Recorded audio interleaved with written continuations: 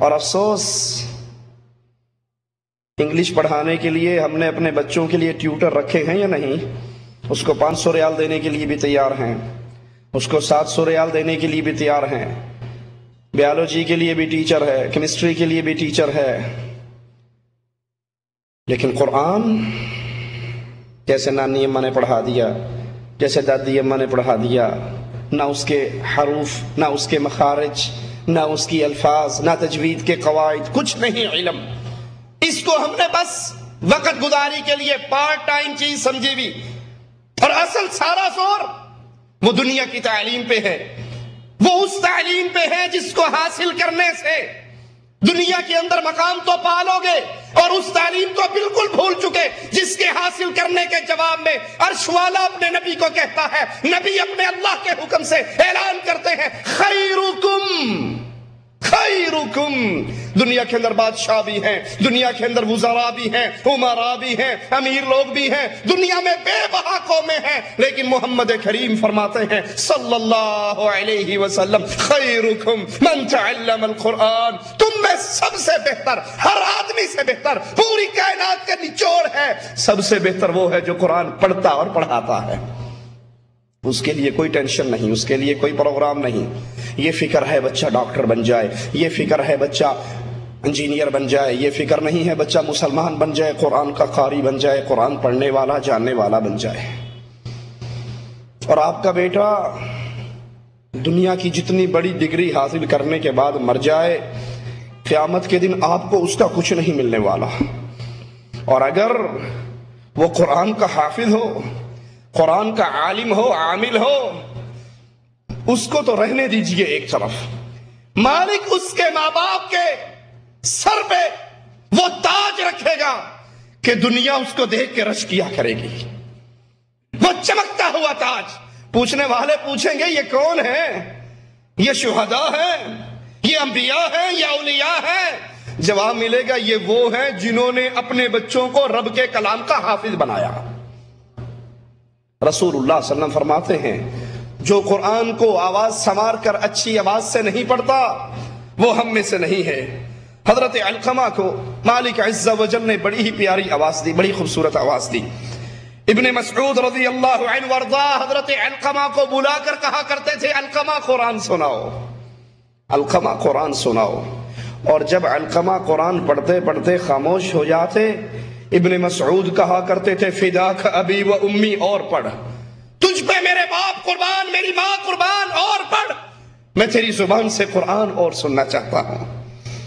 رسول اللہ صلی اللہ علیہ وسلم نے فرمایا حسن الصوت زینت القرآن، پیاری آواز، اچھی آواز یہ قرآن کی زینت ہے، یہ قرآن کا حسن ہے۔ حضرت انس فرماتے ہیں رسول اللہ صلی اللہ علیہ وسلم سے میں نے سنا اللہ کے رسول علیہ الصلوۃ والسلام نے فرمایا فمن رغب عن سنتی فلیس منی، دوسرا وہ بدنصیب جس سے اللہ کے پیارے حبیب اظہار براءت کر رہے ہیں، نفرت کر رہے ہیں۔ فمن رغب عن سنتی فلیس منی، جو میری سنت سے منہ موڑتا ہے وہ مجھ سے نہیں ہے۔ پتا ہے یہ آپ نے فرمان کیوں جاری کیا تھا اور کب جاری کیا تھا؟ 3 صحابی رسول اللہ کے گھر آئے تھے صلی اللہ علیہ وسلم، آقا گھر پہ نہ تھے، آپ کی گھر والیوں سے، مومنوں کی ماؤں سے پوچھا تھا ہمارے نبی کی گھر کی عبادات کا کیا منظر ہے؟ مومنوں کی ماں نے کہا تھا تمہارا آقا رات کو جاگتا بھی ہے، سوتا بھی ہے، بیویوں کے حق بھی ادا کرتا ہے، روزے بھی رکھتا ہے، افطار بھی کرتا ہے۔ وہ صحابی سوچنے لگے ہائے ہائے، پیروں کی سوچ کو دین بنانے والوں، مولویوں کی سوچ کو دین سمجھنے والوں، اماموں کی سوچ کو حرف آخر جاننے والوں، یہ سوچ پیر و ملا کی نہیں ہے، یہ سوچ محمد کے شاگرد کی ہے صلی اللہ علیہ وسلم۔ ایک کی نہیں ہے، 3 کی ہے۔ لیکن کائنات میں کسی کی سوچ دین نہیں ہوا کرتی جب تک محمد کی مہر نہ لگ جائے صلی اللہ علیہ وسلم۔ ان تینوں نے سوچا یہ تو آقا ہے، رسول ہے، نبی ہے، اگلے پچھلے ماں ہیں، ان کی یہ کیفیت ہے، ہم جب تک ان سے بڑھ کر ان سے زیادہ عمل نہیں کریں گے ہمیں کیا ملے گا؟ ایک نے عہد کیا آج کے بعد رات کو کبھی نہیں سوؤں گا، ساری رات جاگ کر تہجد پڑھتے ہوئے گزار دوں گا۔ ہمارے ہاں بھی اولیاء کا نام انہی میں لیا جاتا ہے جو کہتے ہیں جی آپ کیا ہو۔ ہمارے جو پیر صاحب تھے 40 سال تک عشاء کی وضو سے فجر کی نماز پڑھتے رہے۔ مولوی زکریا صاحب نے لکھا ہے فضائل صدقات میں کہ امام ابو حنیفہ رحمۃ اللہ علیہ 40 سال تک عشاء کی وضو سے فجر کی نماز پڑھتے رہے۔ حنیفہ کیسے پیدا ہو گئی؟ یہ کون سا دین ہے؟ یہ کس کی دعوت ہے؟ یہ کس کا طریقہ ہے؟ صحابی رسول نے کہا میں ساری رات نہیں سوؤں گا، تلاوت کیا کروں گا، قرآن پڑھا کروں گا، عبادت کیا کروں گا۔ دوسرے نے کہا اچھا میں عورتوں سے شادی کروں گا نہیں، نہ بیوی نہ بچے نہ جھنجھٹ، بس 24 گھنٹے فارغ ہو کر اللہ اللہ کروں گا۔ ہمارے ہاں بھی کہتے ہیں ہمارے جو اولیاء اللہ تھے وہ دریا راوی کے کنارے پہ نکل کے ساری زندگی دریاؤں میں گزار دی، صحراؤں میں گزار دی، جنگلوں میں گزار دی۔ بڑے اللہ والے تھے، بڑے پہنچے ہوئے تھے، بڑے پیر تھے، بڑے بزرگ تھے، بڑے نیک تھے، دنیا سے تعلق ہی نہیں تھا، ساری دنیا کو چھوڑ کر ساری زندگی ایک جھوپڑی بنا کے جنگل میں عبادت کرتے کرتے کرتے گزار دی۔ ایک نے کہا میں شادی نہیں کروں گا، ایک نے کہا میں رات کو نہیں سوؤں گا، تیسرے نے کہا میں روزے ہی رکھوں گا، کبھی افطار نہیں کروں گا۔ محمد الرسول اللہ صلی اللہ علیہ وسلم گھر تشریف لاتے ہیں، مومنوں کی مائیں بتاتی ہیں آپ کے 3 شاگرد آئے تھے اور یہ کہہ کر گئے۔ آقا علیہ الصلوۃ والسلام واپس لوٹتے ہیں، اپنے ان ساتھیوں کو پکڑتے ہیں، پوچھتے ہیں تم نے یہ کہا؟ کہا جی آقا ہم نے یہ کہا۔ نیت ان کی اچھی تھی، نیت تو بری نہیں تھی نا۔ آپ نے فرمایا میں تم سب سے زیادہ اللہ سے ڈرنے والا ہوں، میں سب سے زیادہ متقی اور پرہیزگار ہوں۔ سنو میں روزے بھی رکھتا ہوں، اصوم و افطر، افطار بھی کرتا ہوں، اصلی وارقد، نماز بھی پڑھتا ہوں اور سو بھی جاتا ہوں، واتزوج النساء، میں نے عورتوں سے نکاح بھی کر رکھا ہے۔ تم کہتے ہو ساری رات نہیں سوؤں گا، یہ سنت محمد نہیں ہے صلی اللہ علیہ وسلم، میں سوتا ہوں جاگتا ہوں۔ عائشہ فرماتی جب دیکھتی میں ہاتھ ہلاتی آقا کو بستر پہ سویا ہوا دیکھتی، تھوڑی دیر کے بعد آنکھ کھلتی آقا کو مصلی پہ کھڑا ہوا دیکھتی۔ میں روزے بھی رکھتا، میں افطار بھی کرتا ہوں، میری بیوییں بھی ہیں۔ فمن راغب عن سنتی فلیس منی، اگر تم بھی میری سنت کو، میرے طریقے کو، میرے راستے کو چھوڑ کر اس سے آگے قدم اٹھاؤ گے، محمد اعلان فرماتے ہیں تم مجھ سے نہیں ہو صلی اللہ علیہ وسلم۔ ذرا سوچ لیجئے، اپنے اپنے گریبانوں میں جھانک لیجئے، رسول علیہ الصلوۃ والسلام کی کتنی سنتیں ہیں جن سے ہم منہ موڑ لیتے ہیں۔ صرف منہ نہیں موڑتے، نفرت بھی کرتے ہیں۔ ایک ہے کہ گناہ کا احساس رہے اور ہم منہ موڑیں، اور ایک ہے کہ ہم رسول کی سنت سے دشمنی کریں، نفرت کریں، عداوت کریں، بغض کریں۔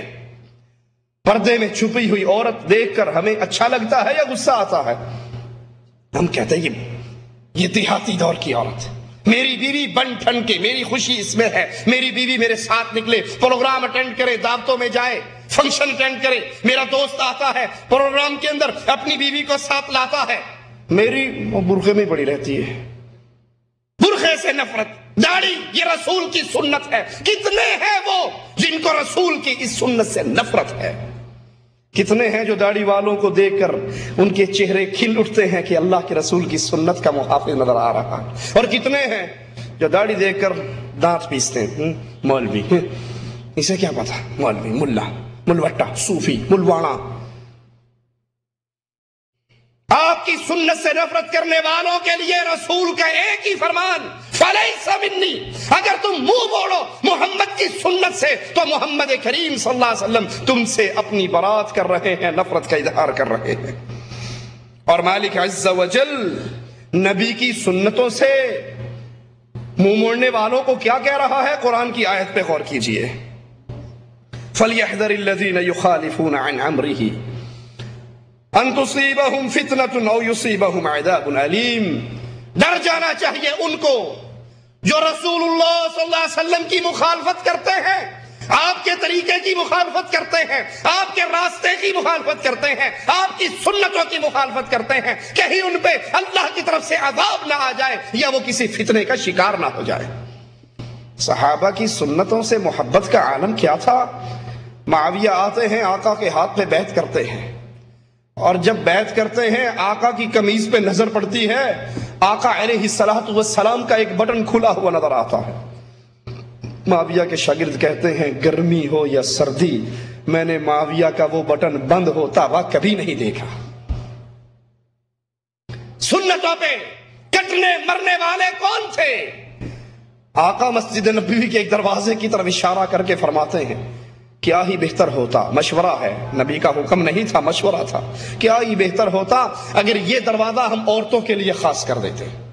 اپنی بیویوں کو اتوار بازار بھیجنے والوں، اپنی بیویوں کو پانڈا مارکیٹ کے گیٹ پہ اتار کر خود آفس میں چلے جانے والوں، جہاں عورتوں کا مردوں سے اختلاط، جہاں بے پردگی کے مناظر، یہ مسجد رسول ہے، اور آقا فرما رہے ہیں کیا ہی بہتر ہوتا عورتوں کا یہ گیٹ الگ ہو جاتا، ان کا راستہ الگ ہو جاتا۔ عبداللہ ابن عمر فرماتے ہیں پھر مرتے دم تک میں اس دروازے سے کبھی داخل نہیں ہوا۔ کتنی وہ سنتیں ہیں جو دن اور رات میں آپ کی اور میرے سامنے آتی ہے، اور ہم محمد کریم صلی اللہ علیہ وسلم کی سنتوں کو ٹھوکر مار دیتے ہیں۔ مسند احمد میں ہے رسول اللہ صلی اللہ علیہ وسلم نے فرمایا جعل الذلۃ والصغار علی من خالف امری، اللہ کی طرف سے ذلت پستی اس آدمی پر ڈال دی جاتی ہے جو محمد کی سنت کی مخالفت کرتا ہے۔ شادی کے موقع پہ نبی کی سنتوں کو ذبح کرنے والوں، غمی کے موقع پہ نبی کے